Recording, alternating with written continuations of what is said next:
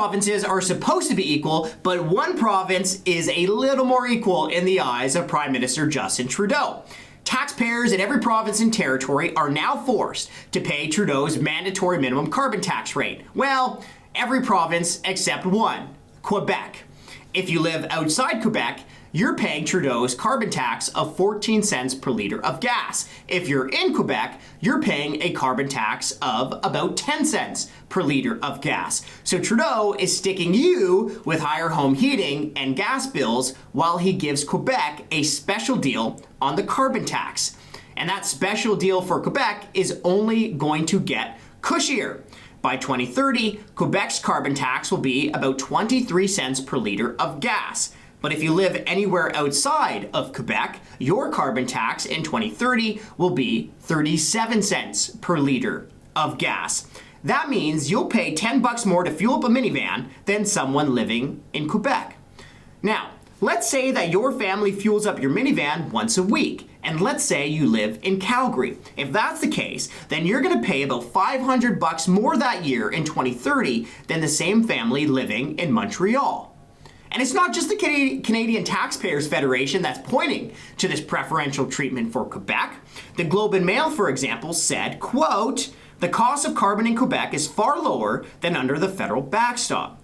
Even Quebec's outlet La Presse has acknowledged that Quebec's carbon tax is, quote, "much less than in the federal system." Now here's the crazy part.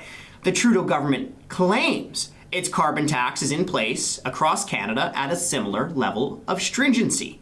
But if that were true, then why is Quebec's carbon tax going to be 14 cents per litre lower than in the rest of Canada by 2030? Is it because of the science? Or is it because of Ottawa's carbon tax truly being about politics, not the planet?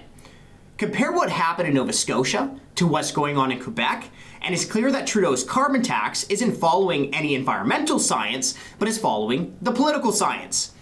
Nova Scotia previously had a provincial cap-and-trade carbon tax scheme similar to Quebec's, and Nova Scotia reduced its emissions by 36% since 2005.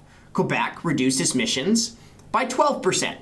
Did Trudeau let Nova Scotians keep their lower provincial carbon tax? No. Trudeau just walloped Nova Scotians with the single biggest carbon tax hike in Canadian history. Now here's the thing. No one in Canada should be paying a carbon tax. Carbon taxes don't do anything for the environment, they just make life more expensive for the people who are already struggling to get by. Besides, Canada's emissions only make up 1.5% of global emissions. So that means that making life more expensive for you here in Canada to fuel up your sedan or fill up your grocery cart won't do a single thing to reduce emissions in China, in India, in Russia, or in the United States. Trudeau's carbon taxes are especially self-defeating when more than 75% of countries don't even pay a single national carbon tax. Meanwhile, Canadians now pay 2 carbon taxes. By 2030, when Trudeau's 2 carbon taxes are fully cranked up, they will cost the average family more than $2,000 every single year and increase the price of gas by about 55 cents per litre. More pain for nothing. So what does this really show?